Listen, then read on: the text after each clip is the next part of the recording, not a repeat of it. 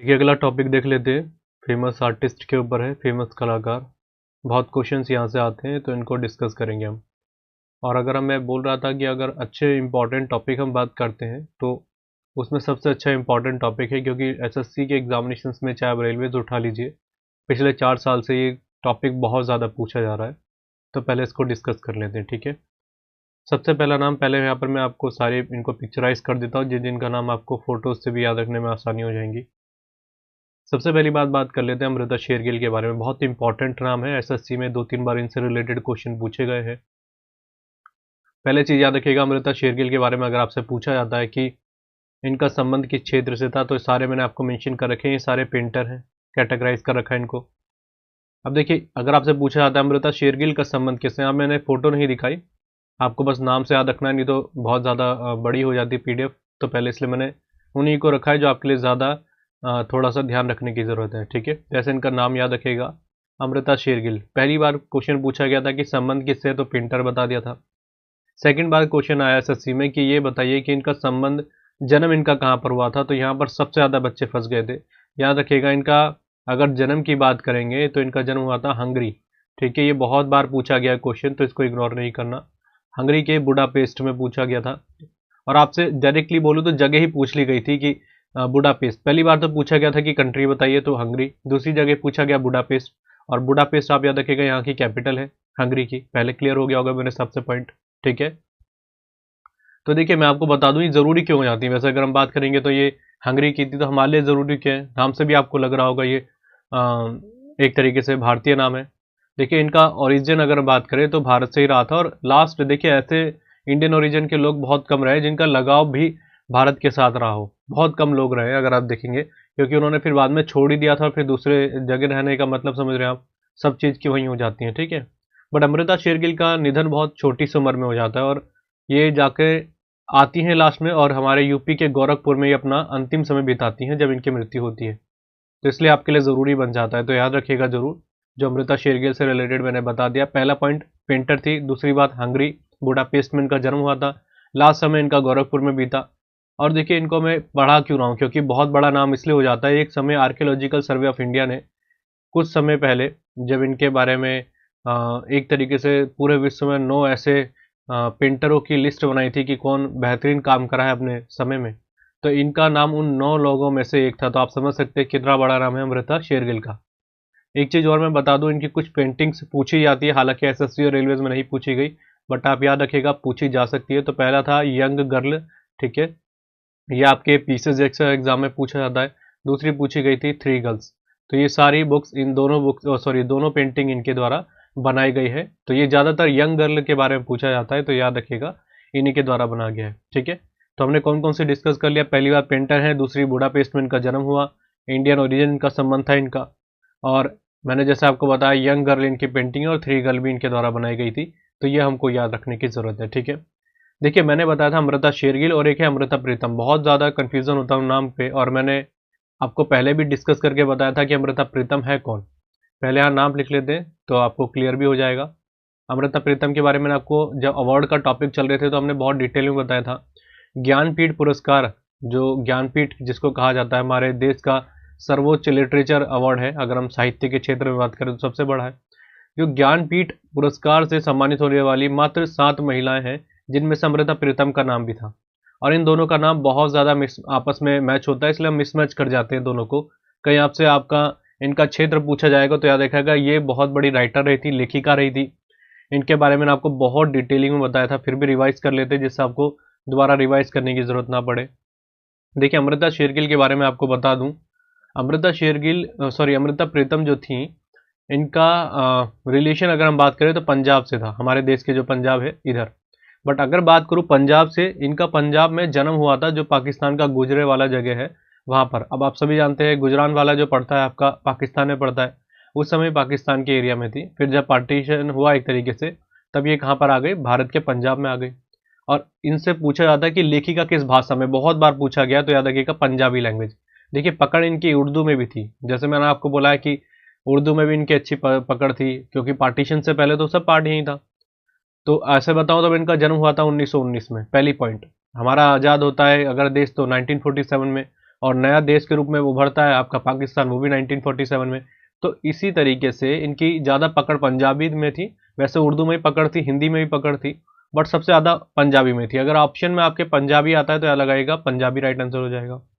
मान के चलिए पंजाबी ऑप्शन में नहीं है और उर्दू है तो उर्दू लगा लीजिएगा, ठीक है। दोनों चीज़ मैंने आपको क्लियर कर दी, जितना डिटेल में मैं आपको बता रहा हूँ इतना ही तरीके से याद रखिएगा। अच्छा, अमृता प्रीतम के बारे में मैंने आपको बताया था कि एक इनकी बुक थी जिसका नाम बहुत फेमस हुआ था, जिसका नाम था कागज ते कैनवास। ये याद रखिएगा, पूछा जाता है कि ये किन के द्वारा लिखी गई थी, कागज ते कैनवास, ठीक है, ये इन्हीं के द्वारा लिखी गई थी। और अमृता शेरगिल का नाम, सॉरी अमृता प्रीतम का जो नाम है, इस बुक के लिए ज्ञानपीठ के लिए नॉमिनेट किया गया था। देखिए ज्ञानपीठ अवार्ड एक पूरे, बेसिकली आप ऐसे कह सकते हैं लाइफ टाइम अचीवमेंट अवार्ड के रूप में आप मान सकते हैं कि साहित्य में इनका कितना योगदान रहा है। स्पेसिफिक कोई बुक के लिए नहीं दिया जाता, जैसा आपका बुकर प्राइज में दिया जाता है, ये पूरे साहित्य क्षेत्र के हिसाब से दिया जाता है। तो उस समय दिया गया था इनका ये पुरस्कार। कागज दे कैनवास इनकी मेन कृति है, इसलिए इनको इस पुरस्कार से सम्मानित किया गया। बाकी ऐसा कभी नहीं हुआ है कि अगर किसी एक स्पेसिफिक बुक के लिए ज्ञानपीठ पुरस्कार दिया गया हो। ये पहली चीज़ याद रखनी है, कागज से कैनवास के लिए इनको मिला। और कुछ और मैं इनकी फेमस बुक्स बता दूं जो हमको याद रखने की ज़रूरत है। पहला मैंने बताया कागज से कैनवास, दूसरा याद रख लीजिएगा जिसका नाम है पिंजर, ये भी कई बार पूछा जाता है, पिंजर, ठीक है। अगर आपसे देखिए पिंजर में एक बार गूगल पे सर्च कर लीजिएगा, जेड है कि जे है पिंजर को, हिंदी में तो मैंने लिख ही दिया है। एक और इनकी बहुत ज़्यादा फेमस है जिसका नाम था रसीदी टिकट, ये भी कई बार पूछी जाती है, तो इसको भी याद रख लीजिएगा, रसीदी टिकट। ये आज तक मैं बता रहा हूँ किसी भी गवर्नमेंट एग्जाम के जो हैं छोटे लेवल एग्जाम में नहीं पूछी गई पिंजर रसीदी टिकट। हाँ, कागज से कैनवास तो पूछी गई एसएससी में, ये नहीं पूछी गई। बट मैं आपको बोल रखा है मैंने इस लेक्चर में, इस कोर्स में, कि एडवांस लेके चलेंगे, तो ये भी आपको याद रखना है, क्या पता ये पूछ ले जाए। और बहुत फेमस कृतियाँ रही हैं इनकी है। बेसिकली बताऊं तो अमृता प्रीतम ने देखिए महिलाओं के लिए बहुत अच्छी अच्छी बुक्स लिखी। इनके ज़्यादातर बुक्स का अगर पॉइंट बोलूँ ओरिएंटेड कहाँ रहता था, पहला था महिलाओं के ऊपर, क्योंकि बहुत छोटी उम्र में इनकी शादी हो गई। क्योंकि देखिए 1919 में जन्म होता है, फिर लगभग आप समझ लीजिए कि 1935 के अराउंड इनकी शादी हो जाती है, क्योंकि छोटी बहुत उम्र थी इनकी। और उस सब जमाने में छोटी उम्र में ही शादी हुआ करती थी। ऐसा नहीं है कि टैलेंटेड नहीं थी या इनको पढ़ने का मौका नहीं मिला था, बट इतना उस समय नहीं था, महिलाओं की स्थिति अच्छी नहीं थी। फिर इन्होंने बंटवारा भी देखा जो बिल्कुल पसंद नहीं कर रही थी। देखिए जहाँ पर जन्म होता है आदमी का लगाव वहाँ पर हो जाता है। फिर उस जगह से छोड़ के नए देश में आ गए, मतलब हमारा भारत में। भारत से देखिए लगाव तो था इनका, बट एक जो लगाव होता है जन्मभूमि से, तो ये पसंद नहीं करा इन्होंने कि एक तरीके से बंटवारा नहीं होना चाहिए था। तो इसलिए उन्होंने उसको भी बहुत ज़्यादा अपने लेखिका के रूप में, अपने लेखों में बहुत ज़्यादा चीज़ों को मेंशन करा था। तो अगर आपसे पूछा जाएगा कि किस चीज़ का इनका ओरिएंटेड पॉइंट होता था, महिलाओं और बंटवारे के ऊपर, इतना डिटेलिंग मैंने आपको बता दिया। तो इनका नाम याद रखिएगा अमृता प्रीतम का। तो और अमृता शेरगिल से इनको कंफ्यूजन में मत रहिएगा। हम अब इरेज करके और देख लेते हैं पूरे हमारे टॉपिक। अगले आर्टिस्ट के बारे में पढ़ लेते हैं जिनका नाम है अविंद्रनाथ टैगोर। दोनों के नाम में बस रा और आ का फर्क है। जैसे आप समझ रहे होंगे इनका कुछ ना कुछ रिलेशन तो होगा रविंद्रनाथ टैगोर से। तो ये थे रविंद्रनाथ टैगोर के भतीजे। एक बार एसएससी में पूछा गया कि संबंध बताइए इनका किस क्षेत्र से है, तो याद रखना पड़ेगा पेंटर, चित्रकार थे ये अविंद्रनाथ टैगोर। मैंने जितनी भी यहाँ पे लिस्ट मेंशन कर रखी है वो सारे पेंटर ही हैं। तो पहला पॉइंट तो ये कि अविंद्रनाथ टैगोर जो थे, पूछा जाएगा तो पेंटर है, ठीक है। तो ऐसा क्या इन्होंने करा जो बहुत फेमस रहा और एग्जाम में पूछा गया, तो पहली चीज़ याद रखिएगा जो ज़रूरी है, पेंटर के रूप में इनका काम था। इन्होंने एक पेंटिंग बनाई थी जिसका नाम था भारत माता पेंटिंग, और ये पूछा जा चुका है एसएससी में, भारत माता पेंटिंग। तो पहला पॉइंट तो ये हो गया। अगर आपसे पूछा जाएगा किन के द्वारा बनाई गई थी, तो उनका नाम था रविंद्रनाथ टैगोर। दूसरी बात ये इनके भतीजे थे। मैं इसलिए रिलेट कर रहा हूँ क्योंकि थोड़ा याद करने में आसानी हो जाएगी अगर स्टोरी हमको पता है तो। अब फेमस क्यों है ये भी कहानी हमको समझ में आनी चाहिए थोड़ी बहुत।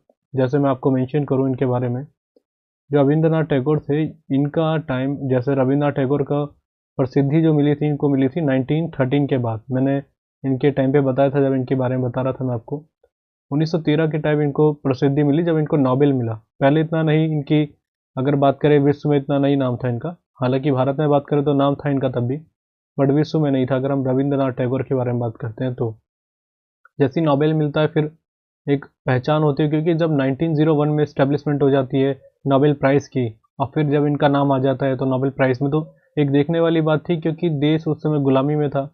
और ऐसा कौन सा व्यक्ति है जिसने इतना बड़ा नाम कर लिया और एक नोबेल प्राइज़ जीता है 1913 में, तो इसलिए इनका नाम ज़्यादा हो जाता है। बट अगर हम इनसे पहले बात करें तो इनके जो भतीजे थे अविंद्रनाथ टैगोर का, इनका यूरोपियन कंट्रीज़ में या पश्चिमी देशों में बहुत ज़्यादा नाम था अविंद्रनाथ टैगोर का।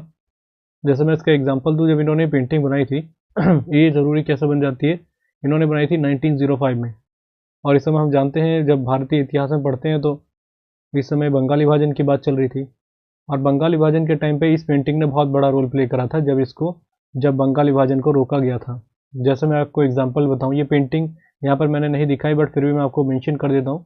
जैसे यहाँ पर उन्होंने पेंटिंग में क्या बना रखा था, जैसे हमारे भारत का मैप है, उस पूरे मैप को पूरा पिक्चराइज करके उसमें एक तरीके से देवी की एक तरीके से प्रतिमा बना दी थी।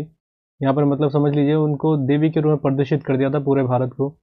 और उनका इंटेंशन ये था कि अगर हमारा देश जो एक तरीके से ये है, ये हमारी माता के रूप में, और हम इसका बंटवारा नहीं होने देंगे। तो उस समय लोग इतना अवेयर नहीं हुआ करते थे, राष्ट्रवाद जो होता है उस समय भावना को इतना प्रेरित नहीं होते थे उस टाइम पे।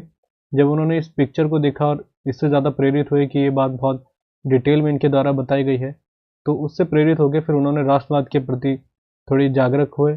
और फिर आगे जाके उन्होंने बहुत से आंदोलन में भाग लिया लोगों ने, जो ये चीज़ सबसे ज़रूरी देखी जाती है। ठीक है, तो इसलिए कहा जाता है कि जो बंगाल विभाजन के टाइम पे जो इन्होंने पेंटिंग बनाई थी, ये उस समय बहुत आंदोलनकारी रही थी और बहुत ज़्यादा इसका नाम हुआ था। तो पेंटिंग पूछी जाएगी तो पहले इनका नाम याद रखिएगा। और फिर मैंने आपको बता दिया, जब इतने बड़े आंदोलन के रूप में आता है तो पश्चिमी देशों में इनका नाम बहुत हो जाता है, रविंद्रनाथ टैगोर का। और मैंने 1905 की बात बताई आपको। इतने टाइम तक रविंद्रनाथ टैगोर का नाम इतना नहीं हुआ करता था फेमस। फिर बाद में जब मैंने आपको बताया नोबेल इनको मिलता है, तब तो ऑब्वियसली नाम होना ही था इनका। तो ये क्लियर हो गया होगा। देखिए, रविंद्रनाथ टैगोर से एक और याद रखिएगा, इनके बड़े भाई थे जिनका नाम था गगनेंद्र नाथ टैगोर। ठीक है, ठाकुर हो या टैगोर हो, यहाँ पे मैंने ठाकुर मेंशन कर रखा है, तो कोई अलग बात नहीं है, ठाकुर भी इनको कहा जा सकता है। ठीक है, तो ये इनके बड़े भाई थे, कहने का मतलब ये भी इनके भतीजे हुए रविन्द्रनाथ टैगोर के। तो देखेंगे आप, फैमिली ट्री रविन्द्रनाथ टैगोर की बहुत बड़ी है, और सभी एक तरीके से बोलेंगे तो हर तरीके से कहीं ना कहीं किसी रूप में प्रसिद्धि प्राप्त करी उन्होंने। रविन्द्रनाथ टैगोर का मैंने एग्जाम्पल दे दिया, इन दोनों का भी दे दिया। इनका भी नाम बहुत बड़ा था एक पेंटर के रूप में। हालांकि ये वाला नाम जो मैं गगनेंद्र नाथ जी के बारे में बता रहा हूँ, इनका एग्जाम में नहीं पूछा गया, बट आपको याद रखना पड़ेगा।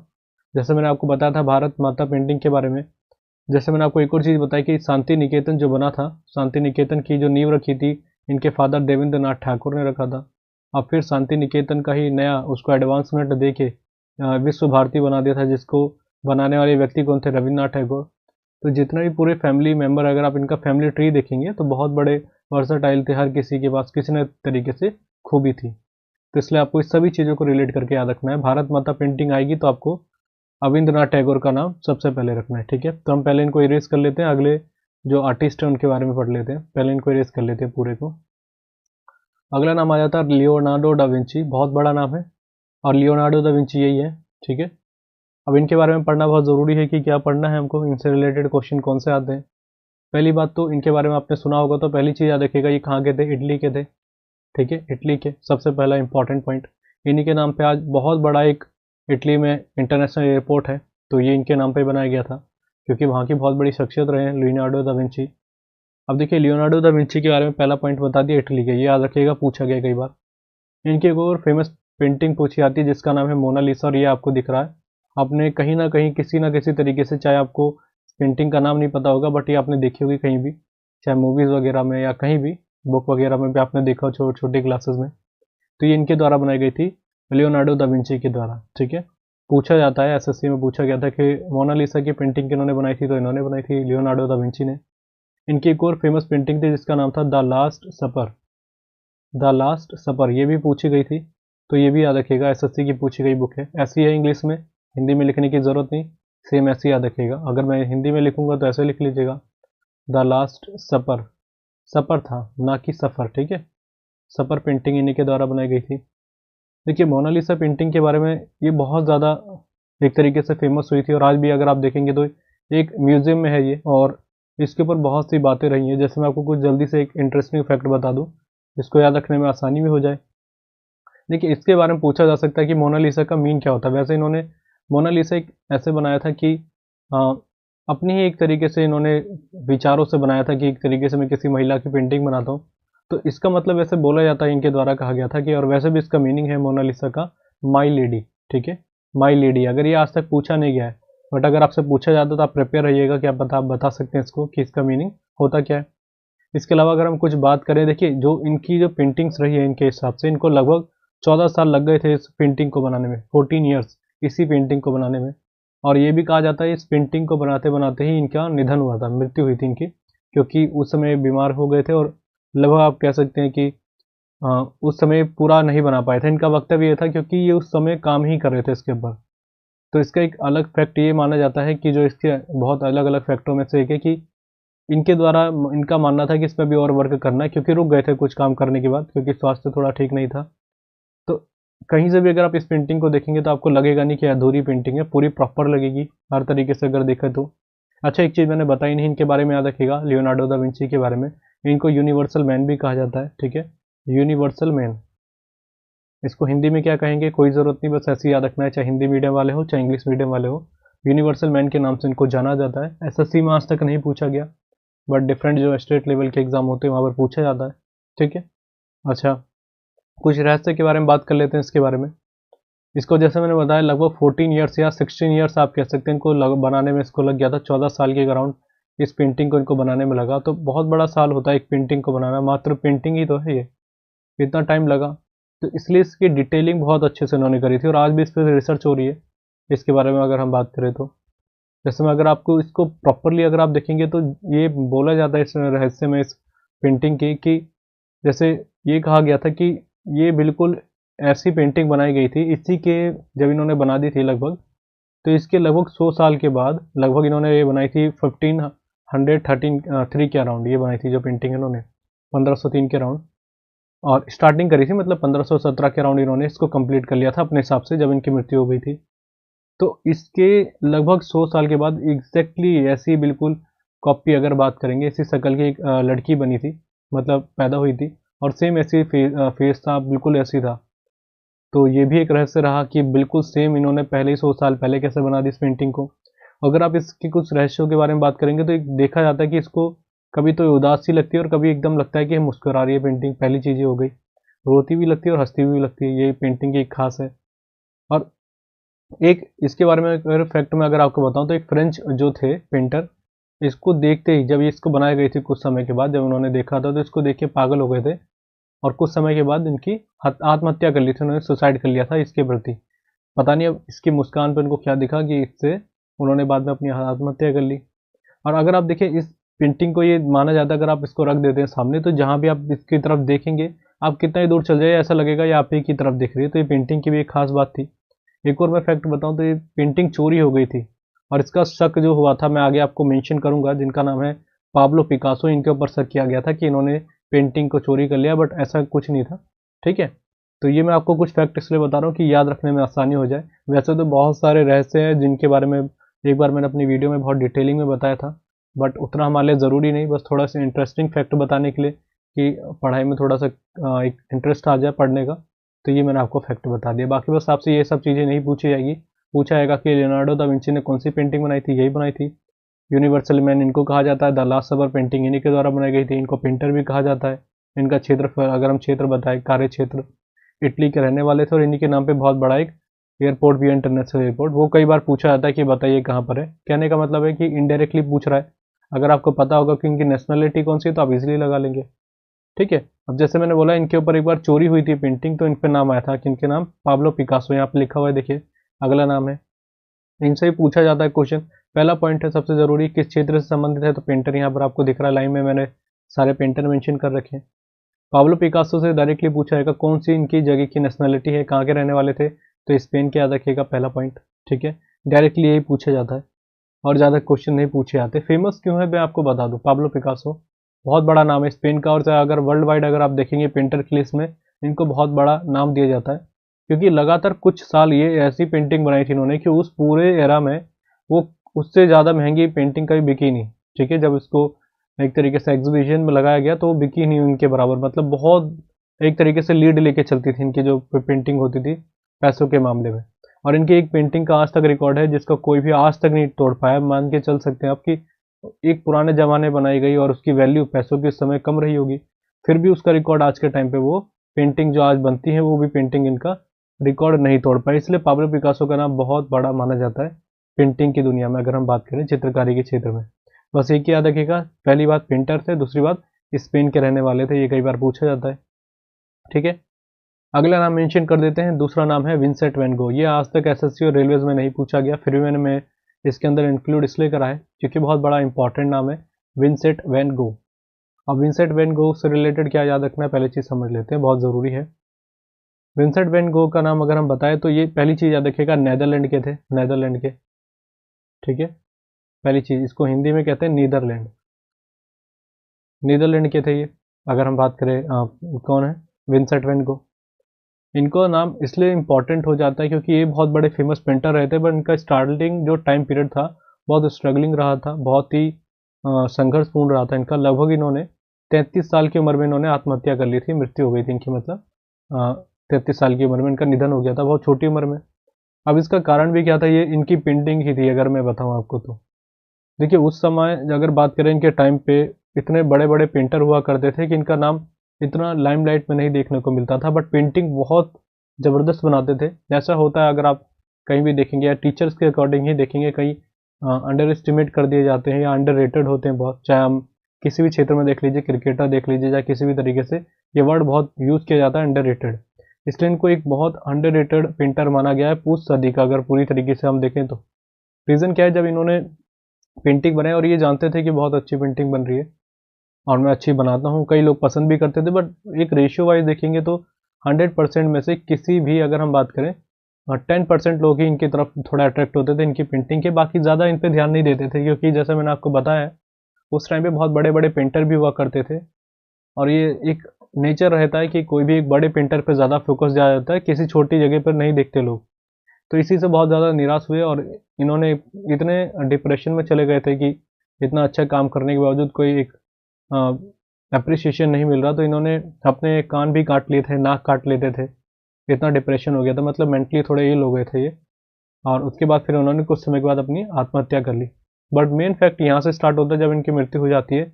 इनकी मृत्यु के लगभग 5 या 10 साल बाद इन्हीं की पेंटिंग्स उस टाइम की बहुत महंगी पेंटिंग में नंबर 1 पे आती है वो, मतलब उस ज़माने की सबसे बड़ी पेंटिंग मानी जाती है और उसका रिकॉर्ड लगभग 10-15 साल तक रहता है। अगर मैं बात करूँ परचेज़ के मामले में, मतलब बहुत महंगी बिकती हैं, ऐसी कई पेंटिंग, एक नहीं कई होती हैं। बाद में इनकी पेंटिंग के बारे में पता चलता है कि लोग पूछते हैं कि किन की पेंटिंग बनाई गई थी, बहुत अच्छी लगी, तब तक वो इंसान नहीं रहते जिन्होंने बनाई थी। तो कहने का मतलब है कि जब वो जीवित थे तब उनकी कोई वैल्यू नहीं थी, बाद में उनकी पेंटिंग की वैल्यू तब होनी जब वो जीवित नहीं रहे। तो इसलिए इनकी मैंने थोड़ी स्टोरी आपको बता दी, अगर पूछा जाएगा तो याद रखिएगा विंसेंट वैन गो, इनका संबंध नीदरलैंड से रहा था और बहुत अच्छे पेंटर रहे थे। ठीक है, आगे बात करते हैं गगनेंद्र नाथ टैगोर या ठाकुर, जो मैं ऑलरेडी बता चुका हूँ, ये रविंद्रनाथ टैगोर के बड़े भाई थे। ठीक है, आगे बात करते हैं जॉमनी रॉय, ये बहुत बड़ा नाम है, यहाँ पर मैंने मेंशन कर रखी है इनकी फोटो। जॉमनी रॉय को याद रखिएगा, पहली चीज़ तो देखिए नाम से ही लग रहा है ये है वेस्ट बंगाल के। ठीक है, पहला पॉइंट वेस्ट बंगाल के, दूसरी बात पेंटर, और कुछ ज़्यादा चीज़ें आपको इनसे रिलेटेड याद रखने की ज़रूरत नहीं है, बस याद रखिएगा बंगाल के थे और पेंटर रहे। अगली बात करते हैं एंजली एला मेनन, ये भी आप याद रखिएगा, इनका भी संबंध वेस्ट बंगाल से रहा है, पश्चिम बंगाल से, और कुछ ज़्यादा रखने की ज़रूरत नहीं, बस पेंटर है। ये नाम इसलिए बता रहा हूँ क्योंकि कई बार ऐसे इनकी नाम डायरेक्टली पूछे जाते हैं और अगर आपको इनके बारे में थोड़ी भी नॉलेज है तो आप इजीली इनको समझ सकते हैं। एक चीज़ छोटा सा फैक्ट बता दूं एंजोली एला मेनन के बारे में, इनको एंजोली बोला जाता था क्योंकि आप जानते हैं वहाँ पर थोड़ा जो बोलने का तरीका होता है, कुछ वर्डों को थोड़ा अलग तरीके से बोला जाता है बंगाल में, तो इसलिए इनको एंजोली कहा जाता था। बट अगर आप नॉर्थ में देखें तो इनको अंजलि कहा गया था। एंजोली एला मेनन का जन्म पहले याद रखिएगा, इनका जो बोलेंगे कर्म भूमि बंगाल रही है। इनकी एक बहुत अच्छी पेंटिंग रही थी जिसका नाम था यात्रा पेंटिंग। ठीक है, यात्रा, आपसे पूछा जाएगा किनके द्वारा बनाई गई थी, इन्हीं के द्वारा। देखिए इतनी इंपॉर्टेंट है ये पेंटिंग क्योंकि जब 2006 का टाइम था, 2006 का, तो सैन फ्रांसिस्को, जो मैंने आपको कई बार नाम बताया, सैन फ्रांसिस्को बहुत बड़ा जगह है, पहले यहाँ पे लिख लेते हैं।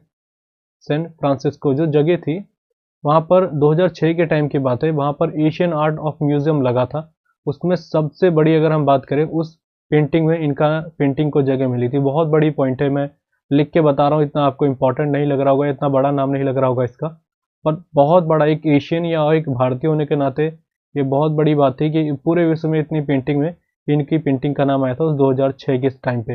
ये ज़रूरी नहीं कि आपसे पूछा जाएगा कौन से टाइम पे आया था, बस आपको याद रखिएगा ये पेंटिंग पूछी जाएगी तो याद रखना एंजोली एला मेनन के द्वारा बनाई गई थी जिसका नाम था यात्रा पेंटिंग। सैन फ्रांसिस्को आ जाता है, मैंने आपको कई बार बताया। गदर पार्टी की स्थापना इसी जगह में करते हैं कौन? लाला हरदयाल, लाला हरदयाल, ठीक है, हरदयाल, यहाँ पे हिंदी में भी लिख लेते हैं लाला हरदयाल।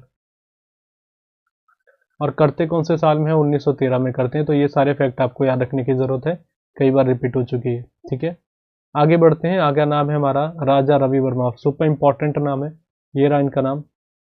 और ये एसएससी का सुपर फेवरेट क्वेश्चन अगर हम बात करें, कई बार रिपीट हो चुका है ये, राजा रवि वर्मा। पहली चीज तो याद रखिएगा, पूछा गया था एसएससी के सीजल 2016 में कि संबंध कौन से क्षेत्र से? पेंटर रहे ये। दूसरा अगर पॉइंट बात करेंगे पेंटर के बाद, पूछा जाता है कि इनका संबंध कौन से स्टेट से रहा है, तो याद रखिएगा केरला से इनका संबंध रहा था, केरल के थे। और बहुत पुराने, देखिए आपको पेंटिंग, इनकी फोटो जो देख रहे होंगे, फोटो भी देख के लग रहा होगा बहुत पुराने ज़माने की है। जो अंग्रेजों का टाइम हुआ करता था 1920 के अराउंड आप कह सकते हैं, उस समय इनका नाम बहुत था। और आज भी केरल के एक जगह अगर हम बात करें पेंटिंग के क्षेत्र में, सबसे सर्वोच्च पुरस्कार जो राज्य द्वारा दिया जाता है, जैसे कालिदास सम्मान होता है, तानसेन सम्मान होता है, ये सम्मान मध्य प्रदेश देती है। वैसे इन्हीं के केरल गवर्नमेंट के नाम पे, ये राजा रवि वर्मा के नाम पे एक बहुत बड़ा अवार्ड दिया जाता है इनके द्वारा, केरल गवर्नमेंट के द्वारा, तो ये याद रखिएगा। तो राजा रवि वर्मा के द्वारा ही, इनके नाम पर ही एक बहुत बड़ा अवार्ड दिया जाता है, क्योंकि वहाँ की बहुत बड़ी शख्सियत रहे थे। देखिए उस टाइम पे ब्रिटिश जो कह सकते हैं अंग्रेजों ने इनके नाम पे, अगर एक तरीके से बोलूँ तो केसरे हिंद जैसे एक तरीके से गोल्ड मेडल चलता था उस टाइम पे, गोल्ड मेडल। इनको, इनकी जो कृतियाँ थी, इनकी जो द्वारा बनाई गई थी पेंटिंग्स थी, इससे प्रभावित होके जो ब्रिटिश या अंग्रेज कह सकते हैं, उन्होंने इनको इस अवार्ड से सम्मानित करा था, केसर ए हिंद गोल्ड मेडल। ये पूछा नहीं जाता, बट एक थोड़ा सा याद रखने का तरीका आसानी से हमसे बन जाएगा। बट यहाँ से इंपॉर्टेंट है पहला पॉइंट कि कहाँ के थे? केरला के। दूसरी बात, जहाँ पेंटर थे, ठीक है। तीसरी बात, आपसे कई बार पूछा जाता है कि ये बताइए इनकी पेंटिंग के बारे में, तो उसका नाम है हंस दमयंती, बहुत बार पूछा गया है। हंस दमयंती पेंटिंग किनके द्वारा बनाई गई थी? तो यही व्यक्ति हैं, बस यही ज़्यादातर पूछा गया, फिर भी मैं यहाँ पे लिख लेता हूँ हंस दमयंती, ठीक है। तो याद रखिएगा, पेंटिंग पूछी जाएगी किनके द्वारा बनाई गई थी, तो इन्हीं के द्वारा बनाई गई है, राजा रवि वर्मा के द्वारा। पॉइंट क्लियर हो गए होंगे जो मैं आपको बता रहा हूँ। एक पहला पॉइंट हो गया हमारा केरल के, दूसरी बात पेंटर, तीसरी बात इनकी पेंटिंग, ठीक है। आगे बढ़े, देखिए अगला नाम देख लेते हैं जिनका नाम है नंदलाल बोस। ये भी बहुत बड़ा नाम है अगर आप देखेंगे। पहली बात, पूछा जाएगा कौन से क्षेत्र से संबंधित है, पेंटर रहे ये। दूसरी, अगर आपसे पूछा जाएगा कि ये बताइए कि, ये सबसे ज़रूरी क्वेश्चन है कि संविधान की जो मूल प्रति थी, मूल प्रति मतलब देखिए जो संविधान जब बनी थी, ये BR अम्बेडकर ने इनको रेकमेंड कराया था कि इनसे बनवाइए, क्योंकि बहुत बड़ा नाम था नंदलाल बोस का। तो संविधान के जो आप देखेंगे पृष्ठ देखेंगे, तो साइड में आपने बॉर्डर देखे होंगे, ऐसे जैसे पृष्ठ बनाइए बुक है मान के चलिए, तो यहाँ पर जो साइड में बॉर्डर बना रखे हैं यहाँ पे इन्होंने अलग अलग टाइप से, बहुत सुंदर बॉर्डर है। अगर आप बुक देखेंगे, नहीं तो आप नेट पे सर्च कर लीजिएगा, तो वो जो बनाने का काम करा था नंदलाल बोस ने ही करा था। ये तो पहला पॉइंट हो गया अगर आपसे पूछा जाएगा, ठीक है। दूसरा पॉइंट, पेंटर है, ये पहला पॉइंट हो गया, दूसरा वो हो गया। तीसरा, कुछ इनकी पेंटिंग भी रही थी जो आपसे पूछी जा सकती है। जैसा आपसे पूछा जा सकता है कि ये बताइए कि कौन सी पेंटिंग, ये दांडी मार्च पेंटिंग किनके द्वारा बनाई गई थी, तो इन्हीं के द्वारा बनाई गई थी, दांडी मार्च, ठीक है। दांडी मार्च, आप सभी जानते हैं दांडी क्या हुआ था। 78 कार्यकर्ता, 78 कार्यकर्ता लेके महात्मा गांधी जी ने नमक कानून तोड़ने के लिए साथ में लेके गए थे, तो उसी को इन्होंने एक तरीके से चित्रित करा था, दांडी को, ठीक है। तो ये याद रखिएगा, पूछा जा सकता है कि किसने बनाया था इसको, दांडी मार्च को। सबसे ज़रूरी है इसमें सती का दह, सती का दह त्याग, सती का दह त्याग। अब इसको इंग्लिश में कैसे लिखेंगे ये नहीं पता मुझे, एक बार आप चेक कर लीजिएगा। इसको ऐसी है, वैसे मैंने खुद इसको हिंदी में पढ़ा है, तो आप भी सोचिए हिंदी में पढ़िएगा, सती का दह त्याग। और ये किनके द्वारा बनाई गई थी, ये भी पेंटिंग इन्हीं की थी, ये ज़्यादा इंपॉर्टेंट है। इसके बाद एक और इम्पॉर्टेंट बता दो जिसका नाम था संथाली कन्या, संथाली कन्या। देखिए इसको इंग्लिश में नहीं लिखा जा सकता इन दोनों तीनों पेंटिंग को जो मैं बता रहा हूँ, क्योंकि रीज़न ये है क्योंकि बहुत पुराना ज़माना था, और जो ये पेंटर रहते थे ज़्यादातर जो इंडिया के रहे, उन्होंने जो अपने टाइटल दिए हैं उनको हिंदी रूप में ही दिया। जैसे मैंने आपको बताया था हंस दमयंती इनके द्वारा बनाई गई थी, वैसे आपको इनका भी याद रखने की कोशिश है। वैसे मैं लिख देता हूँ इनको संथाली कन्या का, संथाली कन्या, ठीक है। ये इनके द्वारा बनाई गई थी पेंटिंग। सती का दह त्याग, ये भी लिख लेते हैं, सती कहा, सॉरी हिंदी में लिख दिया, देह त्याग। तो इसको इंग्लिश में लिखने की ज़रूरत नहीं, जहाँ पे लगेगा मुझे इंग्लिश मीडियम में बताना है वो ज़रूरी है, बाकी इसको इंग्लिश मीडियम में लिखने की ज़रूरत ना रखे, वैसे आप रोमन में लिख सकते, कोई दिक्कत नहीं। लेकिन इनके बारे में एक चीज़ बता दूँ, ये अविंद्रनाथ टैगोर के शिष्य थे, कौन? नंदलाल बोस, बहुत बड़े शिष्य थे। और इन्हीं से सीखा था इन्होंने, नंदलाल बोस ने।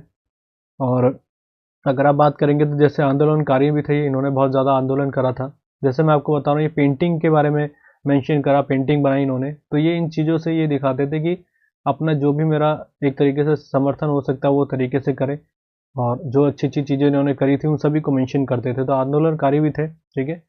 और जैसे अगर मैं बोलूँ तो सुभाष चंद्र बोस, महात्मा गांधी, जवाहरलाल नेहरू इनको बहुत पसंद करते थे, नंदलाल बोस को। तभी तो इनको रेकमेंड किया गया था कि आप जाके इस डिज़ाइन को बनाइए, ठीक है। तो ये क्लियर हो गया होगा नंदलाल बोस के बारे में। अगला नाम है एस एच राजा। इनके बारे में कुछ फैक्ट बताने की मुझे खास ज़रूरत नहीं है, बस याद रखिएगा ये पेंटर ही थे और एक एग्जाम में पूछा गया है, तो इसलिए मैंने आपको बता दिया एस एच राजा के बारे में, ठीक है। ये पेंटर थे, आपको ज़्यादा याद रखने की ज़रूरत है नहीं इसमें। अगला है एम एफ हुसैन, बहुत ज़रूरी नाम है। यहाँ पे मैंने पेंट उनकी फ़ोटो तो नहीं रखी, बट मैं आपको उनको नाम से बताऊंगा तो आपको बहुत चीज़ें क्लियर हो जाएंगी। एम एफ हुसैन के बारे में आपने मूवीज़ वगैरह में भी सुना होगा, जैसे बोलते हैं कि बहुत बड़े एम एफ हुसैन हो क्या, तो उसी तरीके से भारत के बहुत बड़े पेंटरों में इनका नाम ऊपर रहा है सबसे।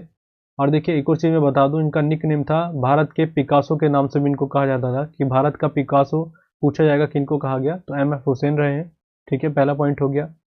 अगर मैं जैसे इनके बारे में कुछ बताऊं, एम एफ हुसैन के बारे में, पहली चीज़ देखिए याद रखिएगा, बहुत विवादित रहे थे। विवादित रहने का मेन पॉइंट इनका ये था क्योंकि इन्होंने जो हिंदू धर्म के देवी देवता होते हैं हमारे, उनके बारे में इन्होंने पेंटिंग अच्छी नहीं बनाई थी और उनको न्यूड बना दिया था, ठीक है। न्यूड पेंटिंग को शो कर दिया था, और बाद में इन्होंने बहुत क्लेरिफिकेशन दिया था कि ये मेरा हिसाब से मैंने वैसे तरीके से, मेरा इंटेंशन नहीं था, बट जो चीज़ गलत है उसको गलत ही बोला जाता है। इनके ऊपर कोर्ट केस हुआ था, बहुत ज़्यादा इनके ऊपर दबाव आ गया था, फिर इनको मजबूरी में यहाँ से, भारत से भागना पड़ा। फिर यहाँ से चले गए थे, फिर ये वहाँ पर जैसे सऊदी अरब में रहे थे कुछ समय तक, बट इन्होंने नागरिकता ले ली थी बाद में कतर की, ठीक है। कतर की ले ली थी इन्होंने नागरिकता, कतर की। तो ये इस तरीके से याद रखिएगा, विवादित बहुत रहे हैं। बस आपसे ज़्यादातर यही पूछा जाएगा कि संबंध बता दीजिए कि इनका किस जगह से संबंध रहा है, तो भारत से रहा है और चित्रकारी से इनका संबंध रहा है। बाकी कुछ पेंटिंग ऐसी मेरे को बताने लायक नहीं जो आपको याद रखने की ज़रूरत है, मैंने इनके बारे में आपको बता दिया कि इनका विवादित रहा है और बहुत लंबा इनके ऊपर कोर्ट केस हुआ था। और अभी इनफैक्ट जब कुछ समय तक रहे थे उसमें भी इनका कोर्ट केस रहा था, बट जब ये नागरिकता ही छोड़ दी इन्होंने यहाँ की, तो कोई मतलब ही नहीं बनता था। बट क्लेरिफिकेशन इन्होंने बहुत दिया था, बट उसका कोई रिजल्ट नहीं मिला, ठीक है। तो एम एफ हुसैन के बारे में मैंने आपको बता दिया। आगे चलते हैं, आगे आ जाते हैं M F Husain. M F Husain के बाद एम एस सुब्बुलक्ष्मी, बहुत बड़ा नाम है। यहाँ पर आपको दिख रहा है इनका नाम। इनको सुब्बुलक्ष्मी बोला जाता है और कई जगह सुब्बा लक्ष्मी बोला जाता है। यहाँ पे ए लगा दीजिए, अगर वैसे लिखेंगे तो सुब्बा लक्ष्मी, सुब्बा लक्ष्मी। नाम से थोड़ा अजीब सा लग रहा है कि नाम कहाँ का है, तो आप याद रखेगा ये तमिलनाडु की थी, ठीक है, तमिलनाडु की। और सबसे ज़रूरी नाम क्या है, इनकी जगह का नाम पूछा जाता है तो उसका नाम याद रखेंगे। मदुरई में हुआ था इनका जन्म, मदुरई, ठीक है। मदुरई जिसको कहा जाता है सिटी ऑफ फेस्टिवल, मदुरई को कहा जाता है, तो याद रखिएगा वहीं की रहने वाली थी ये। और मदुरई में एक बहुत फेमस टेम्पल है जिसका नाम है मीनाक्षी टेम्पल, मीनाक्षी टेम्पल, ठीक है। हिंदी में भी लिख देते हैं मीनाक्षी मंदिर। आपसे पूछा जाएगा कौन से भगवान को समर्पित है, तो याद रखिएगा भगवान शिव और भगवान पार्वती, सॉरी, देवी पार्वती के ऊपर है ये मंदिर। खासकर आपके एग्जाम में शिव आता है तो शिव लिख लीजिएगा। शिव जी के साथ पार्वती के भी है क्योंकि अर्धांगिनी थी इनकी। तो वैसे बेसिकली अगर बात करें तो मीनाक्षी मंदिर शिव भगवान और माता पार्वती के ऊपर है, ये उनको समर्पित है, मतलब उनका मंदिर है ये। तो एम एस सुब्बुलक्ष्मी से रिलेटेड मैंने आपको फैक्ट बता दिया, ठीक है। अच्छा, ये पूछा जाएगा संबंध किससे, तो यहाँ पर आपको दिख रहा होगा सबको कैटेगराइज एक लिस्ट में मैंने कर रखा है, जो है सिंगर, ठीक है। और अगर इनके अलावा कुछ और पॉइंट मैं बताऊँ, हाँ सबसे ज़रूरी है इनका नाम यूनाइटेड नेशंस के हिसाब से याद रखिएगा।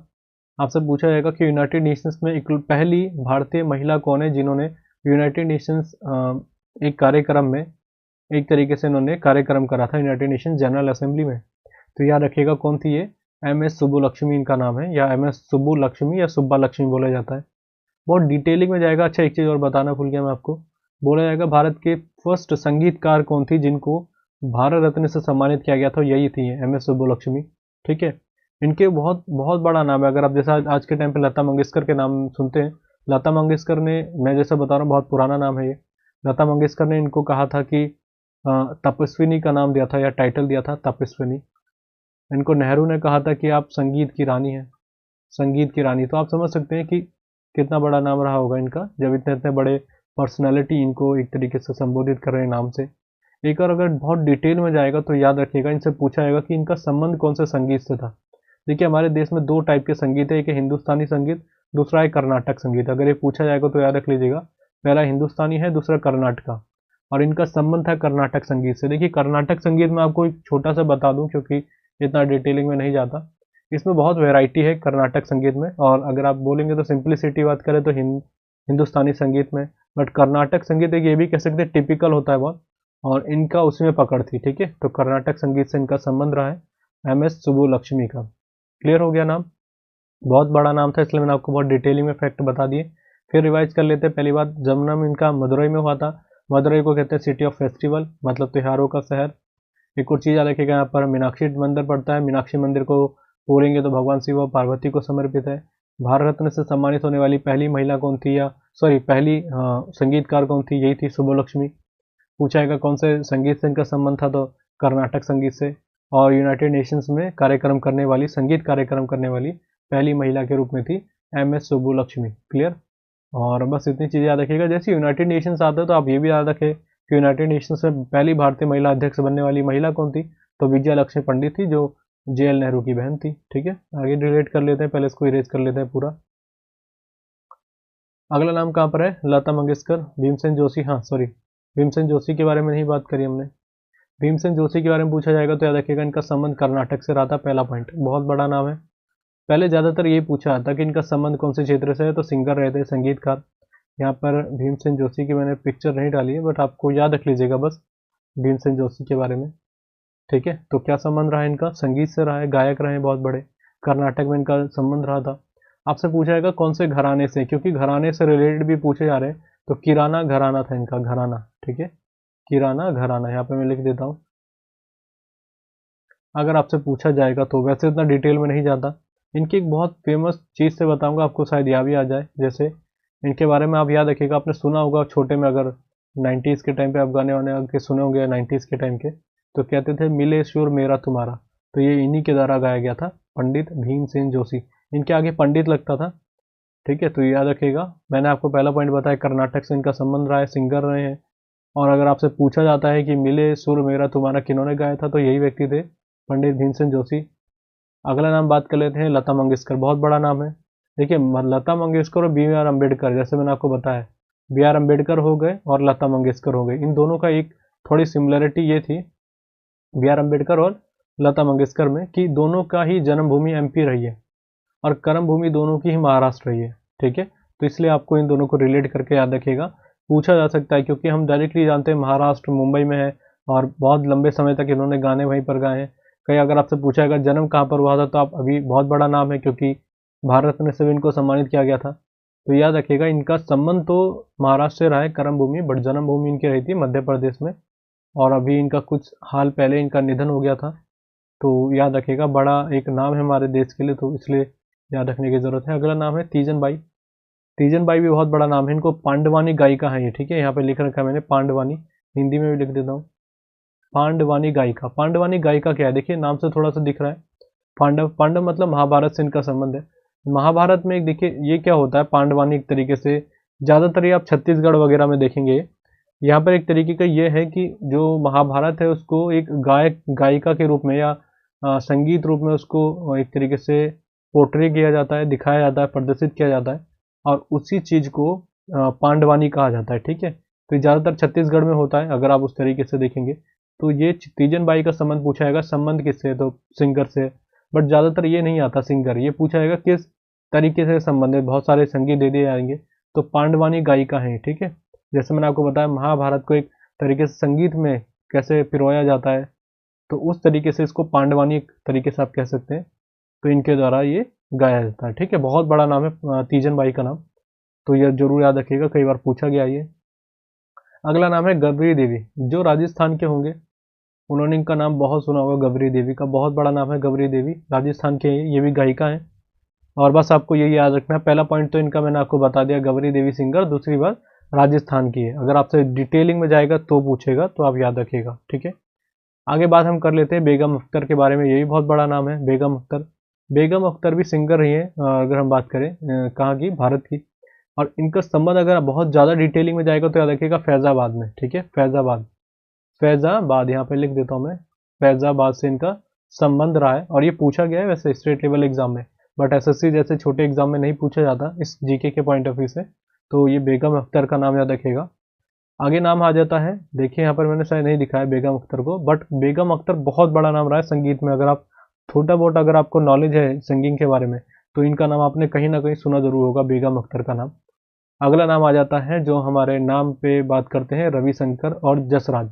इन दोनों को मैंने साथ में ही रखा है, ऊपर रखे हैं पंडित रविशंकर और नीचे है आपके जसराज। पहली चीज सबसे जरूरी पॉइंट है, ये आपसे पूछा जाएगा कौन सी जगह के हैं, हिसार के हैं ये, ठीक है। जैसे हरियाणा के एग्जाम्स होते हैं एचएसएससी, बहुत बार वहां पर पूछा जाता है कि ये बताइए कि पंडित जसराज का संबंध कौन से जिले से है हरियाणा के, तो पहला याद रखेगा हिसार के हैं। लेकिन जैसे आपसे पूछा था कल्पना चावला का, तो ये आपसे मैंने बताया करनाल में है। आपसे एक और नाम मैंने आपको बताया था जैसे पंडित रामदेव, जैसे रामदेव बाबा हैं, ठीक है, रामदेव। तो ये आपसे पूछा था इनको कौन से जिले से है हरियाणा के, तो याद रखिएगा महेंद्रगढ़ से। और यही नहीं कि हरियाणा के एग्जाम्स हो रहे हैं, ये इतनी बड़ी पर्सनैलिटीज रहे हैं जैसे जसराज, तो आपको इनके बारे में इतना डिटेलिंग में पता होना चाहिए कि स्टेट की जगह कौन सी है। जैसे मैंने आपको हिमा दास के बारे में बताया था कि इनका ढींग में संबंध रहा है, तो ढींग एक्सप्रेस कहा गया था। जैसे आपकी पीटी उषा पायोली एक्सप्रेस इसलिए कहा गया क्योंकि पायोली की रहने वाली थी। अगली बार पूछ लिया जाएगा कि बताइए कि संबंध कौन से जगह से रहा है आपका पीटी उषा का, तो जब मैंने आपको बताया कि पायोली इनको इसलिए कहा जाता है क्योंकि उस जगह में इनका जन्म हुआ था, तो रिलेट करने में आसानी हो जाती है ना। तो इस तरीके से एक और पॉइंट बता दूं, ये मेवाती किससे घराने से संबंध रखते थे। जैसे मैंने आपको बताया था कि पंडित भीमसेन जोशी किराना से रखते थे और ये रखते थे मेवाती। बहुत डिटेलिंग में जाएंगे तो पूछेंगे, इतना डिटेल में नहीं जाता, बस याद रखना सिंगर रहे जसराज और हिसार से इनका संबंध रहा है, ठीक है।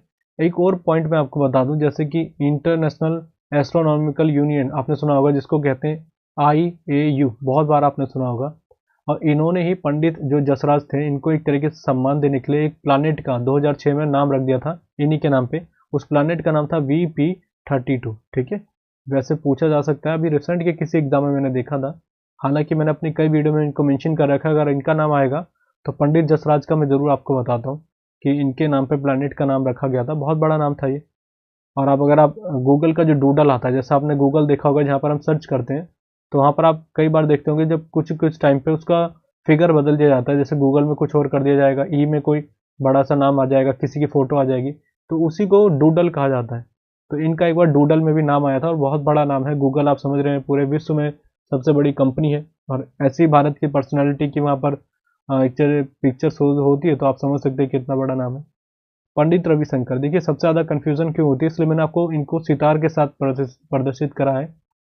रीज़न ये है क्योंकि हम ज़्यादातर क्या लगाते थे, संगीत का संबंध लगा देते हैं, तो संगीत भी आप लगा सकते हैं, बट पहली याद रखिएगा अगर आपके सामने सितार आएगा तो ही इसको राइट आंसर लगाइएगा। सितार ऑप्शन में नहीं है और सिंगर आता है तो आप सिंगर भी लगा सकते हैं पंडित रविशंकर को। और इनको भारत रत्न मिला था 1999 में। जैसे मैंने बताया था कि एक एक्सेप्शन केस हुआ था, अपवाद हुआ था भारत रत्न में, कि 4 लोगों को इस बार भारत रत्न दिया गया था, तो वो साल था 1999, जिनमें से एक व्यक्ति ये भी थे, ठीक है, पंडित रविशंकर। और सितार से मैंने आपको इनका संबंध बता दिया, तो इतना हम एटलीस्ट याद रखेंगे तो मुझे नहीं लगता कि कुछ प्रॉब्लम होगी। सारे मैंने आपको आर्टिस्ट बता दिए जो यहाँ के थे। अगले पेज पे पढ़ते हैं, देखिए अगला नाम देख लेते हैं, ये जो आपको दिख रहे होंगे, अगले नाम है बिरजू महाराज। बहुत बड़ा नाम है बिरजू महाराज के, दिख रहा है आपको नाम बिरजू महाराज, इसलिए पिक्चराइज कर रखा है मैंने क्योंकि बहुत बड़ा नाम है। अगर आप कथक में रखेंगे तो सबसे, अगर आप ऊपर नाम रखेंगे तो कथक, आप ये समझ लीजिए पहचान बनाने वाली कथक की पूरे विश्व में यही पर्सनैलिटी है जिनका नाम है बिरजू महाराज। तो कथक याद रखिएगा, डायरेक्ट आपसे पूछा जाता है। यूपी से इनका संबंध रहा है और आप सभी जानते हैं कथक जो है ये यूपी का ही एक डांस फॉर्म है, तो इसलिए आप याद रखिएगा, ठीक है। अगला बात करते हैं शंभू महाराज, इनका भी संबंध याद रखिएगा कथक से। और दूसरा है लच्छू महाराज, इनका भी संबंध है कथक से। और ये जो लच्छू महाराज है ना, ये शंभू महाराज के ही भाई हैं, तो ये भी आप याद रख सकते हैं दोनों को रिलेट करके। दोनों के पीछे महाराज आ रहा है तो ऐसे भी याद रख लीजिएगा, एक का नाम भी याद हो जाएगा कथक से तो दूसरा आसानी याद कर लेंगे। बिरजू महाराज से मैं आपको रिलेट कर दूं, बिरजू महाराज का भी हाल ही में निधन भी हुआ है, आपको पता होगा। इनका एक तरीके से किडनी फेलियर हो गई थी, तो इसी कारण की मृत्यु हो गई थी। पर बहुत बड़ा नाम रहा है कथक के नाम से, तो बस आपसे ज़्यादा नहीं पूछा जाता, बट ये पूछा जरूर जाता है कि संबंध इनका कौन से स्टेट से रहा था, तो मैंने आपको बता दिया यूपी के रहने वाले थे ये बिरजू महाराज। तो याद रखिएगा और तीनों को साथ में रखना है, बिरजू महाराज, शंभू महाराज, लच्छू महाराज, तीनों का संबंध आपकी किससे रहा है, कथक से रहा है, ठीक है। अब कथक में और देख लेते हैं, सितारा देवी बहुत बड़ा नाम है, सितारा देवी इनका नाम याद रखिएगा कथक। उमा शर्मा इनका भी नाम याद रखिएगा कथक, ये दोनों कथक से रिलेटेड है महिला। और ये एसएससी के CHSL 2017 के पूछे गए थे, इसलिए मैंने इनका नाम रखा है। इनसे अलावा इनसे और कोई क्वेश्चन नहीं पूछे जाएंगे कि बताइए कि किस किस पॉइंट से इनका जन्म है या कुछ ऐसा, कोई ज़रूरत नहीं है।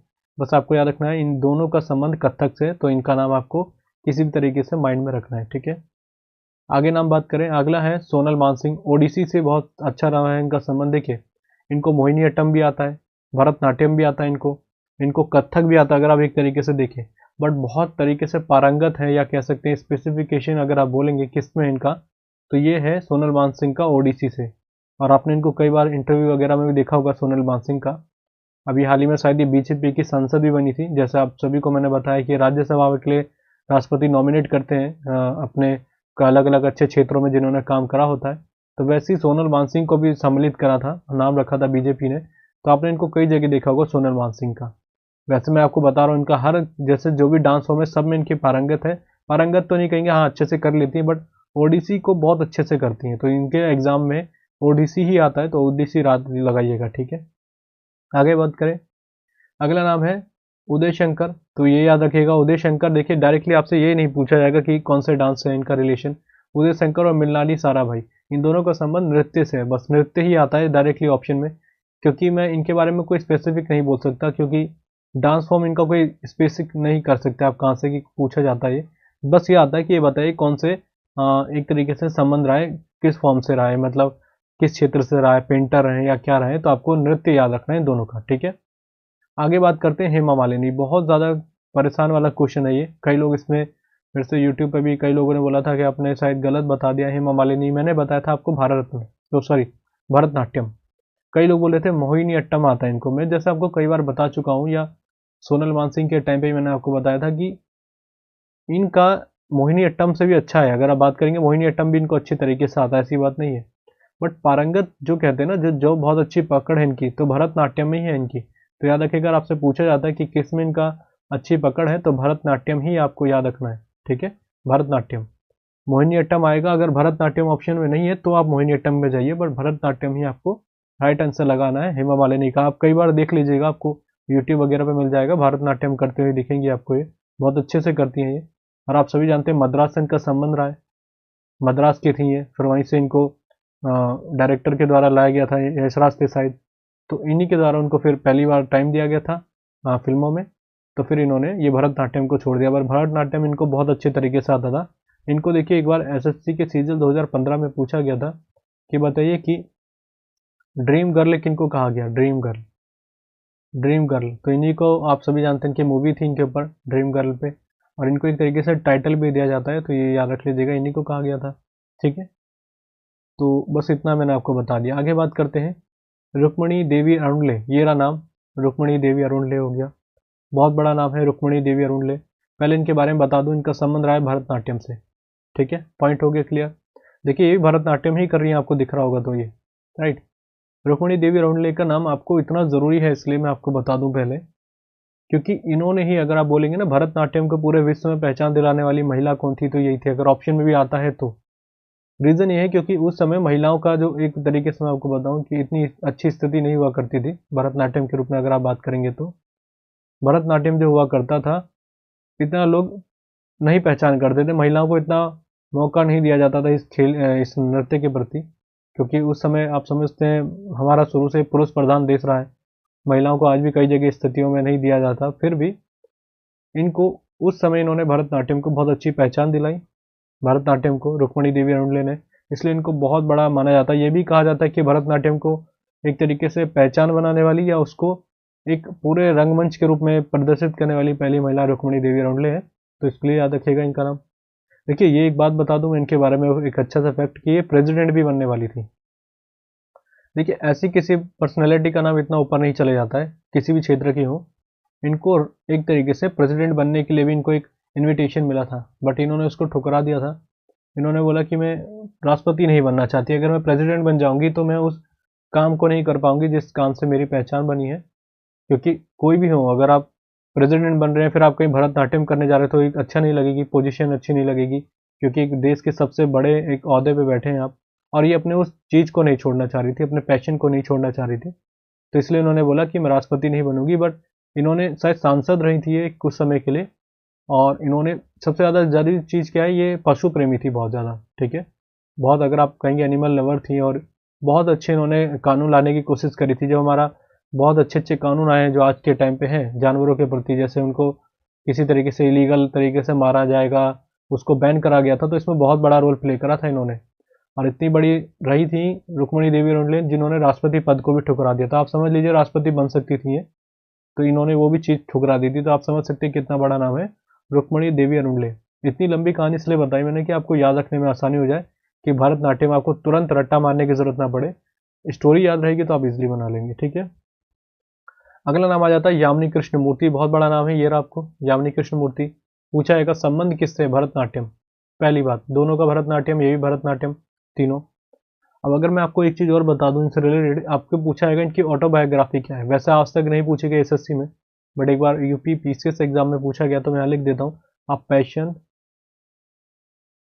Passion for dance. पूछा जाएगा किनकी ऑटोबायोग्राफी इन्हीं के द्वारा लिखी गई थी, यामिनी कृष्णमूर्ति। और यामिनी कृष्णमूर्ति और रुक्मिणी देवी अरुणले 90% अगर फेमस आर्टिस्ट आ रहे हैं ना और एग्जाम में आ रहे हैं, तो इन दोनों का नाम आए ना, बहुत कम पॉसिबिलिटी होती है। तो आप याद रखिएगा, दोनों का नाम जरूर पूछा जाता है। हालांकि इनका नाम आए या ना आए, एक दो बार आया था, और कई लोग कह रहे थे मोहिनीअट्टम होगा, और बाद में गलत निकला कईयों का। और जो मैंने बताया था एसएससी ने भी वही राइट आंसर माना था। तो इसलिए मैं कह रहा हूँ, जो पॉइंट आपको मैं बता रहा हूँ आंसर उसी तरीके से बता रहा हूँ जो एसएससी ने राइट आंसर माने हैं, ठीक है। तो ये क्लियर हो गया नाम, आप पहले इरेज कर लेते हैं, बहुत क्लियर करके फिर बात करते हैं। अगली बात करते हैं, यामिनी कृष्णमूर्ति बता दी हमने, हाँ। बाला सरस्वती, फिर आ जाता है पद्मा सुब्रमण्यम। ये जितने आपको दिख रहे हैं, पहले मैं इनके बारे में आपको थोड़ा अलग तरीके से मेंशन कर दूं। क्या क्या नाम दे रखा है यहाँ पर। ये जो आपको यहाँ से दिख रहा है ना, ये कहाँ तक हमने देख लिया, हेममालिनी से, हाँ। यहाँ से लेके जितने आपको ये नाम दिख रहे हैं, ये सारे भरतनाट्यम से संबंध है। किसी का नाम भी अलग मत सोचेगा कि अलग है इनका कोई तरीके से, सभी भरतनाट्यम से संबंधित है। बट अगर आपसे सबसे ज़्यादा इनमें से पूछे जाते तो ये दो नाम मैंने आपको पहले ही बता दिए, ऊपर आपको दिख रहे होंगे, यामिनी कृष्णमूर्ति और रुक्मिणी देवी रौंडले। बाला सरस्वती बहुत कम पूछा जाता है नाम, एक एग्जाम में आया था सीएचएसएल के 2017 में। अब रीज़न क्या था, उस टाइम पे उस एग्जाम में फेमस आर्टिस्ट जो नृत्यिका है हमारे देश की, बहुत फेमस रही, उन्हीं के नाम आ रहे थे, तो ये पूछा गया था। टॉपिक एक तरीके से बन गया था कि वहीं से क्वेश्चन आ रहे, तो ये क्वेश्चन आया था इसलिए मैंने यहाँ पे इंक्लूड कर दिया। यही पूछा गया था पद्मा सुब्रमण्यम, तो इनको भी याद रख लीजिएगा। स्नेहा चक्रधर, बहुत बड़ा नाम है स्नेहा चक्रधर। देखिए स्नेहा चक्रधर आता तो मैं आपको एक नाम बताता हूँ हमेशा से, अशोक चक्रधर। अशोक चक्रधर, ये बहुत बड़ा नाम है हमारे देश का, चक्रधर। पहले लिख लेते हैं फिर मैं आपको बताता हूँ। इनका संबंध पूछा जाएगा तो याद रखिएगा, बहुत बड़े कवि रहे भारत के, तो इनका नाम इस तरीके से याद रखिएगा, ठीक है। और देखिए जैसे मैं आपको एक पॉइंट मैंने शायद बताया नहीं, शायद आपको, मृणाली साराभाई कहाँ है यहाँ पर। पूछा जाएगा ना कौन से जगह से इनका संबंध रहा है, केरल से रहा है संबंध। वैसे अगर आपसे यही पूछा जाएगा कि संबंध बता दीजिए कौन से नृत्य से रहा है, तो आप वैसे मोहिनीअट्टम लगा सकते हैं, बट स्पेसिफिक मैं आपको क्लियर नहीं कह पाऊंगा, क्योंकि ऑप्शन में कई बार आया नहीं, और इनका कहीं भी आप देखेंगे तो नहीं पता चलेगा कौन से नृत्य से इनका संबंध रहा था। इनको एक निकनेम से बोलते थे अम्मा, अम्मा कहा जाता था इनको, तो आप ये भी याद रख सकते हैं, ठीक है। तो मैंने आपको यहाँ से रिलेट कर दिया। हम बात कहाँ पर बात कर रहे थे, स्नेहा चक्रधर का नाम जरूर याद रखेगा, पद्मा सुब्रमण्यम भी आप याद रख सकते हैं। फिर बात करते हैं चित्रा वेश्वरन, ये सारे जो नाम बता रहा हूँ ये इतने ज़्यादा नहीं पूछे गए। स्नेहा चक्रधर बहुत बार पूछा गया, तो आप याद सभी रखिएगा। फिर मालविका, ये भी बड़ा नाम है मालविका, तो इनका भी याद रखिएगा, संबंध भरतनाट्यम से रहा है। सरोजा वेदनाथ, इनका संबंध भी भरतनाट्यम से रहा है।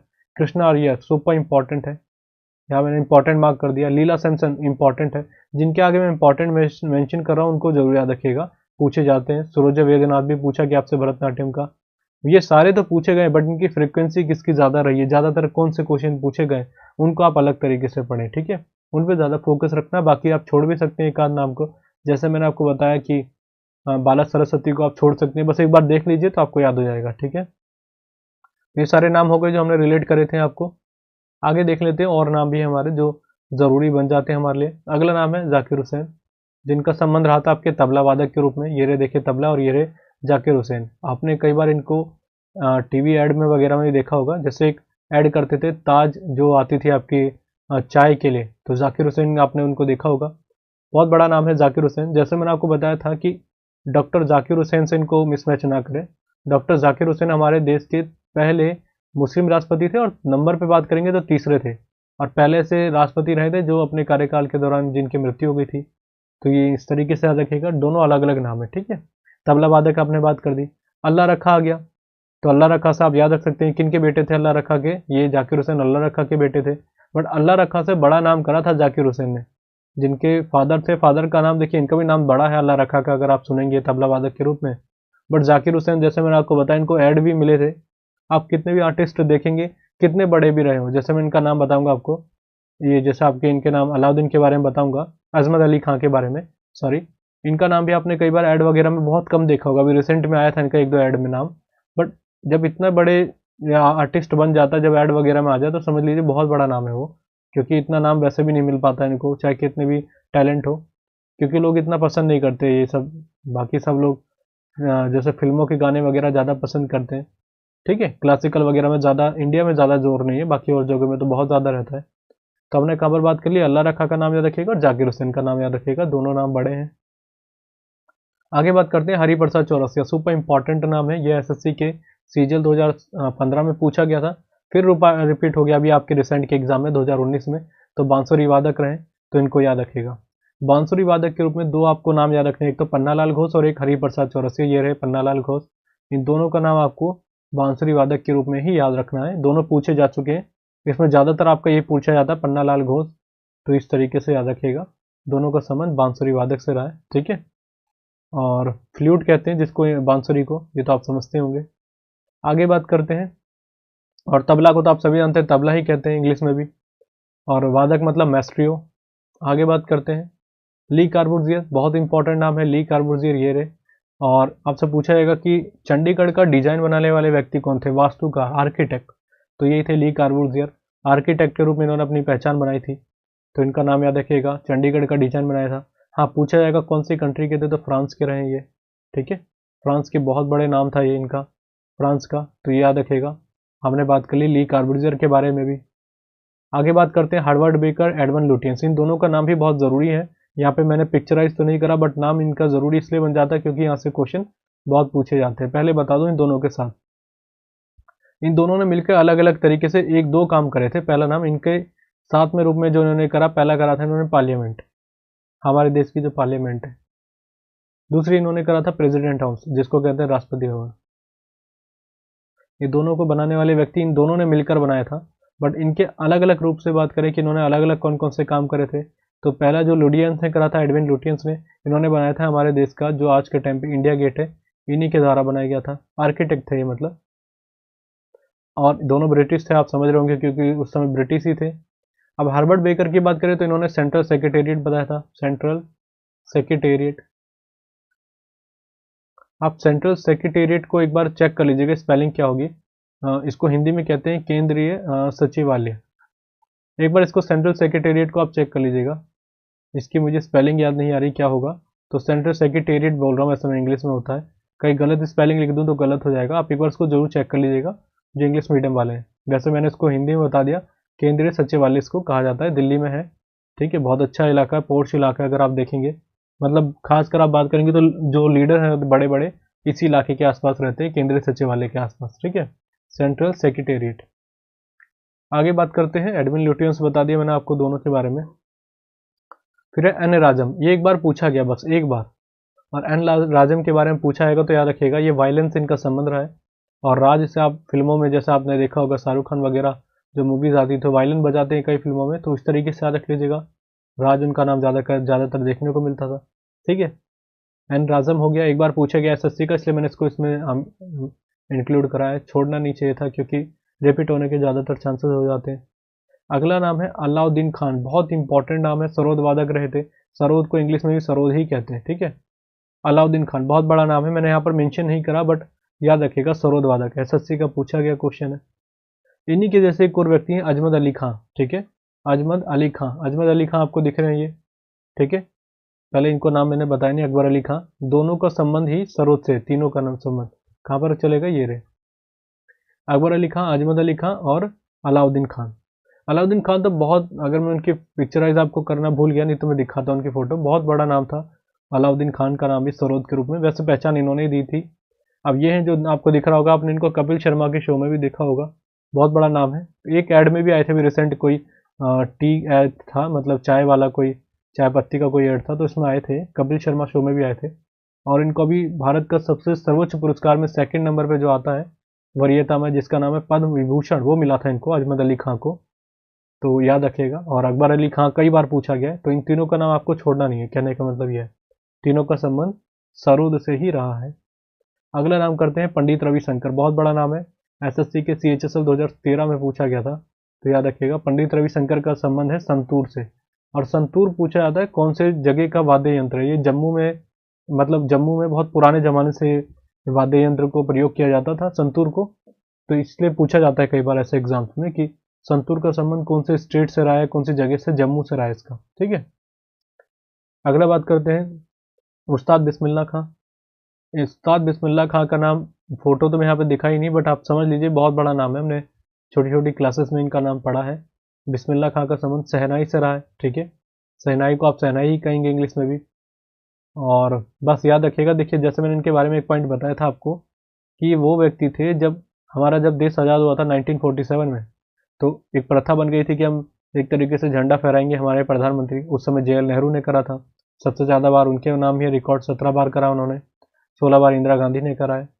तो जब इन्होंने करा था ये 1947 में, तो इन्होंने एक तरीके से कहा कि देश का पहला स्वतंत्रता एक तरीके से समारोह है, तो इसमें बहुत तरीके से भव्य तौर पे होना चाहिए, तो बड़े बड़े कलाकार को बुलाया। और उस्ताद जो बिस्मिल्लाह खां थे, बहुत बड़े कलाकार शहनाई के रूप में, बहुत अच्छे एक तरीके से पारंगत थे, तो इनको द्वारा भी बुलाया गया इनको। और इन्होंने इतनी अच्छी तरीके से शहनाई वादन करा था कि बहुत ज़्यादा इम्प्रेस हो गए थे जवाहरलाल नेहरू, और इनको बोला कि आप हर साल आप यहीं पर आए, और हर साल 1947 में आप ही के द्वारा इस समारोह में इसका शहनाई वादन आप ही करेंगे। तो लगभग ये 10-15 साल, 10 या 12 साल इन्होंने करा था, फिर उसके बाद स्वास्थ्य बिगड़ा इनका, फिर ये उसके बाद कर नहीं पाए, बट शुरुआत की जो आप कह सकते हैं 1947 से लेकर लगभग 1957 तक इन्होंने ही शहनाई वादन करा था, तो बहुत बड़ा नाम है।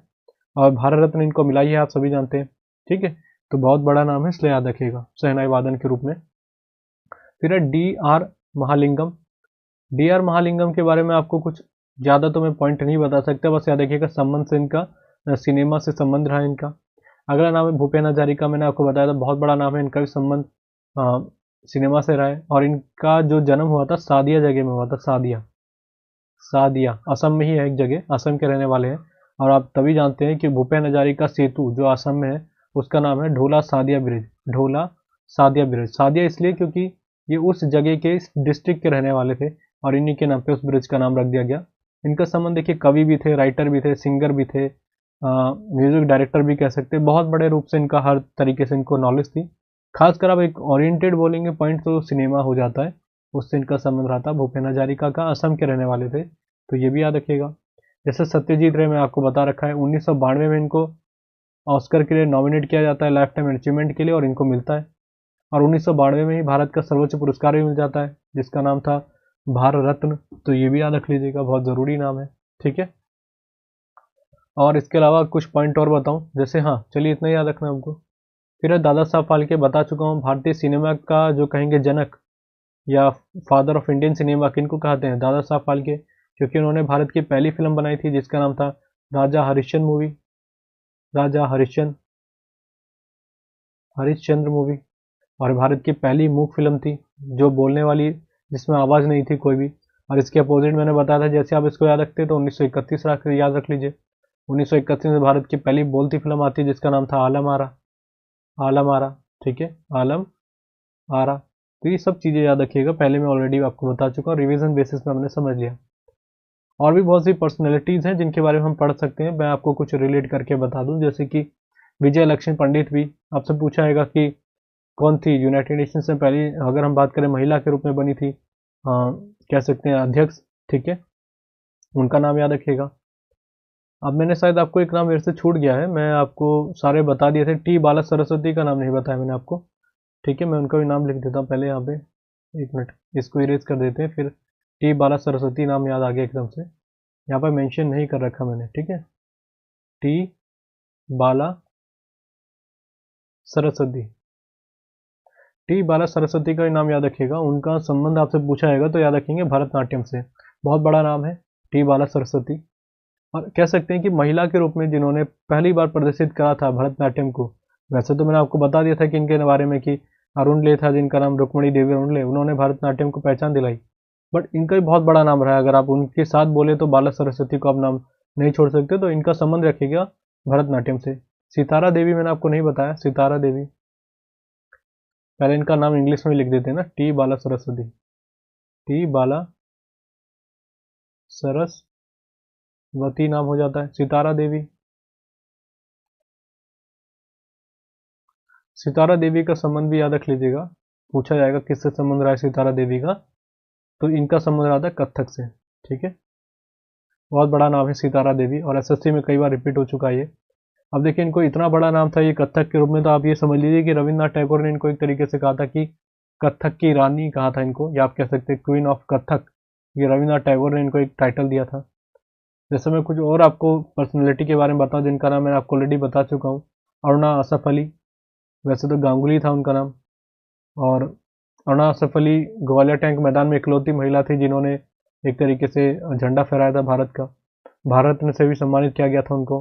भारत रत्न आज तक 5 महिलाओं को मिला, जिनमें से वो महिला एक ये भी है, अरुणा आसफ अली। के कामराज के बारे में मैंने आपको बताया था, के कामराज, बहुत बड़े के कामराज, ठीक है, बहुत बड़े क्या रहे थे, पॉलिटिशियन कह सकते हैं, या आप कह सकते हैं पॉलिटिकल, हाँ पॉलिटिशियन ही आप याद रखिएगा, क्योंकि सीएम भी बने थे मद्रास के, तमिलनाडु के। और इनको किंग मेकर का नाम दिया गया था, ये चीज़ मैं आपको बताना भूल गया, किंग मेकर। ठीक है, क्यों? क्योंकि कह सकते हैं कि भारत में राजनीति में इंदिरा गांधी को लाने वाले व्यक्ति यही थे, भारतीय राजनीति में लाल बहादुर शास्त्री को लाने वाले व्यक्ति यही थे। इसलिए भारत में 2 प्रधानमंत्री बनाने का श्रेय इन्हीं के नाम पे जाता है, के कामराज के। क्योंकि जैसी जवाहरलाल नेहरू का निधन होता है तो कोई भी एक्सपेक्ट नहीं कर रहा था कि लाल बहादुर शास्त्री सत्ता में आके, क्योंकि वैसे मंत्रिमंडल के रहे थे मंत्री वो, पर इतना उन पे नहीं बिलीव कर रहे थे कोई, तो के कामराज ने एक नाम सुझाया था कि इनको आना चाहिए। फिर ऐसे होता है, जैसे उनका निधन होता है फिर इंदिरा गांधी को लाने का भी इनका निर्णय था, तो बहुत बड़ा नाम था। और भारत में आपको बता चुका हूं इनको मिल चुका है। भारत में आपको सभी के नाम पता होने चाहिए, किन किन को मिला है किन को नहीं। एक और मैं आपको बता चुका था, कमला देवी चट्टोपाध्याय, इनका भी नाम याद रखेगा, कमला देवी चट्टोपाध्याय, पाध्याय, ठीक है, यहाँ पे लिख देते हैं, कमला देवी चट्टोपाध्याय, इनका नाम जरूरी है। क्यों? मंगलोर की रहने वाली थी। और अगर आपसे पूछा जाएगा कि भारत में फर्स्ट जो चुनाव हुए थे, भारत में फर्स्ट महिला ऐसी कौन सी रही थी जिन्होंने चुनाव लड़ा था, तो यही थी वही महिला, मंगलोर की रहने वाली थी, कमला देवी चट्टोपाध्याय। तो याद रखिएगा, मंगलोर कहाँ पड़ता है? आपके कर्नाटका में, ठीक है, और सिलिकॉन वैली कहा जाता है बेंगलुरु को, तो ये याद रखिएगा। और बस मैंने आपको सारे पॉइंट बता दिए, इनसे रिलेटेड आपको आर्टिस्ट की ज़रूरत है नहीं, किसी भी तरीके से घुमा के कहीं। अच्छा, मैंने यहाँ पर आपको दिखाया नहीं बिस्मिल्लाह खां, यहाँ पर अच्छे से पेंटिंग दिख रही थी, तो मैंने सोचा क्योंकि पुराने ज़माने के आदमी थे तो मैंने सोचा ब्लैक एंड वाइट फ़ोटो होगी, तो इसलिए यहाँ पर मेंशन कर रखा था मैंने, ठीक है। तो ये मैंने आपको आर्टिस्ट बता दिए जो आपको याद रखने की ज़रूरत है।